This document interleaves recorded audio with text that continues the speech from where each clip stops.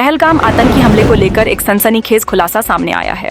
खुफिया सूत्रों के मुताबिक पाकिस्तान ने अफगानिस्तान में जंग का अनुभव ले चुके अपने खूंखार आतंकवादियों को कश्मीर में घुसपैठ कराई है। जानकारी के अनुसार लश्कर-ए-तैयबा जैसे संगठनों के प्रशिक्षित और आत्मघाती मानसिकता वाले आतंकी अब कश्मीर के माहौल को बिगाड़ने की साजिश रच रहे हैं। अफगानिस्तान में लड़ चुके खूंखार आतंकी कश्मीर में सक्रिय सूत्र बताते हैं कि पाकिस्तान कश्मीर में तेजी से लौटती शांति और विकास को देखकर बौखला गया था। अंतर्राष्ट्रीय मंचों पर हो रही तारीफों से परेशान होकर उसने अपने सबसे कट्टर और लड़ाकू आतंकियों को घाटी में भेजा है। ये आतंकी बेहद खतरनाक हैं। ये न केवल सुरक्षा बलों से घिरने पर लड़ते हैं, बल्कि अपने साथियों को बचाकर भागने में भी मदद करते हैं। 22 अप्रैल को पहलगाम में बड़ा आतंकी हमला। 22 अप्रैल को जम्मू कश्मीर के अनंतनाग जिले में स्थित पहलगाम के बैसरन घाटी क्षेत्र में आतंकियों ने पर्यटकों पर जानलेवा हमला कर दिया। आतंकियों ने पहचान पूछकर हिंदू पर्यटकों को निशाना बनाया। इस भयावह हमले में 26 निर्दोष लोगों की जान चली गई। बताया गया कि आतंकी अत्याधुनिक हथियारों AK-47 और AM4 कार्बाइन से लैस थे और बॉडी कैम पहनकर हमले को अंजाम दे रहे थे। इस हमले की जिम्मेदारी लश्कर-ए-तैयबा के सहयोगी संगठन द रेजिस्टेंस फ्रंट TRF ने ली है। जवाबी कार्रवाई में सुरक्षा बलों का जोरदार अभियान।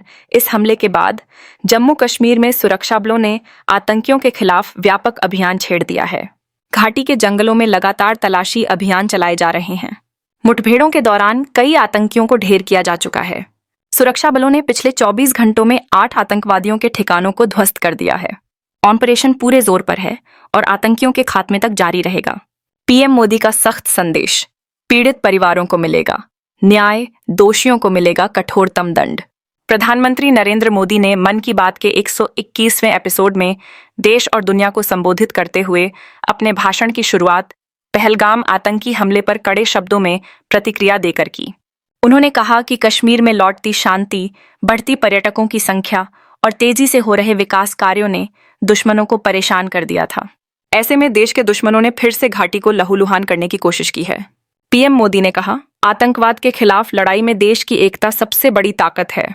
उन्होंने भरोसा दिलाया कि इस हमले के दोषियों को बख्शा नहीं जाएगा और पीड़ित परिवारों को पूरा न्याय मिलेगा। प्रधानमंत्री ने यह भी बताया कि कई देशों के नेताओं ने फोन कर भारत के साथ एकजुटता जताई है।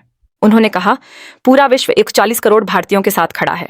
मैं पीड़ित परिवारों को भरोसा देता हूं, उन्हें न्याय मिलेगा और दोषियों को कठोरतम जवाब दिया जाएगा। मानवीय सेवा में भारत सबसे आगे। प्रधानमंत्री मोदी ने भारत के वैश्विक मानवीय प्रयासों पर भी प्रकाश डाला। उन्होंने बताया कि पिछले महीने म्यांमार में आए भूकंप के बाद भारतीय राहत टीमों ने फील्ड हॉस्पिटल स्थापित कर कई जिंदगियां बचाईं। भारतीय इंजीनियरों ने महत्वपूर्ण इमारतों के नुकसान का आकलन कर पुनर्निर्माण में मदद दी। PM मोदी ने यह भी साझा किया कि इथियोपिया में बसे भारतीयों ने दिल के मरीज बच्चों को भारत लाकर इलाज करवाने की पहल की है। साथ ही अफगानिस्तान और नेपाल में दवाइयों व टीकों की बड़ी खेप भेजकर भारत ने फिर से मानवता का धर्म निभाया है। आतंकियों पर सुरक्षा बलों का भीषण प्रहार। सीमावर्ती इलाकों में हाई अलर्ट। पहलगाम आतंकी हमले के बाद सुरक्षा बलों ने आतंक के खिलाफ जबरदस्त एक्शन मोड अपनाया है। सेना, पुलिस और CRPF की संयुक्त कार्रवाई में पिछले 48 घंटे में 8 आतंकियों के ठिकानों को जमींदोज कर दिया गया है। कुपवाड़ा में बड़ी कार्रवाई। सबसे ताजा ऑपरेशन कुपवाड़ा में हुआ, जहां लश्कर के कुख्यात आतंकी फारूक तीदवा के घर को विस्फोटक से ध्वस्त कर दिया गया। चंद सेकंडों में मकान के परखच्चे उड़ गए। फारूक फिलहाल पाकिस्तान में छिपा हुआ है। सर्च ऑपरेशन का महाअभियान। सेना ने घाटी में अब तक का सबसे बड़ा सर्च ऑपरेशन छेड़ दिया है। लश्कर, जैश और हिजबुल के आतंकियों की धरपकड़ के लिए व्यापक तलाशी अभियान जारी है। अब तक 8000 से अधिक ओवरग्राउंड वर्कर्स को गिरफ्तार किया जा चुका है। NIA ने संभाली जांच। पहलगाम हमले की जांच अब राष्ट्रीय जांच एजेंसी NIA ने अपने हाथ में ले ली है। गृह मंत्रालय के आदेश के बाद NIA ने सबूत इकट्ठा करने और साजिशकर्ताओं तक पहुंचने के लिए जांच तेज कर दी है। सरकार का संकल्प, हर आंसू का बदला। दिल्ली में भाजपा विधायक सतीश उपाध्याय ने कहा, 140 करोड़ देशवासियों को प्रधानमंत्री नरेंद्र मोदी पर पूरा भरोसा है। हमारी सरकार पहलगाम हमले के पीड़ितों के आंसुओं की हर बूंद और हर गोली का बदला लेगी। PM मोदी का सख्त संदेश। यह हमला उन लोगों की हताशा को दिखाता है जो आतंकवाद को संरक्षण देते हैं। जब कश्मीर में अमन लौट रहा था, तब देश और जम्मू कश्मीर के दुश्मनों ने शांति को फिर से तहस नहस करने की साजिश रची। आतंकवाद के खिलाफ एकता ही हमारी सबसे बड़ी ताकत है। सीमाओं पर भी हलचल। राजस्थान के श्रीगंगानगर और पश्चिमी सरहदों पर पाकिस्तानी रेंजर्स की संदिग्ध गतिविधियां बढ़ गई हैं।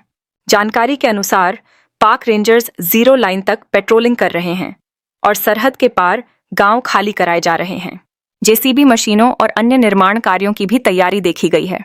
आतंकियों के खिलाफ कार्रवाई का सिलसिला जारी। कुपवाड़ा, फारूक अहमद लश्कर आतंकी का घर तबाह।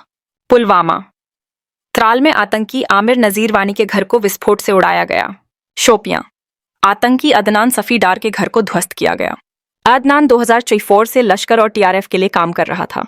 कुपवाड़ा, संदिग्ध आतंकियों ने सामाजिक कार्यकर्ता गुलाम रसूल मागरे की गोली मारकर हत्या कर दी। पाकिस्तान, झेलम नदी में बाढ़, इमरजेंसी घोषित। पाकिस्तान के मुजफ्फराबाद में झेलम नदी में अचानक बाढ़ आ गई है। प्रशासन ने इमरजेंसी घोषित कर दी है और मस्जिदों से लगातार अलर्ट जारी किए जा रहे हैं।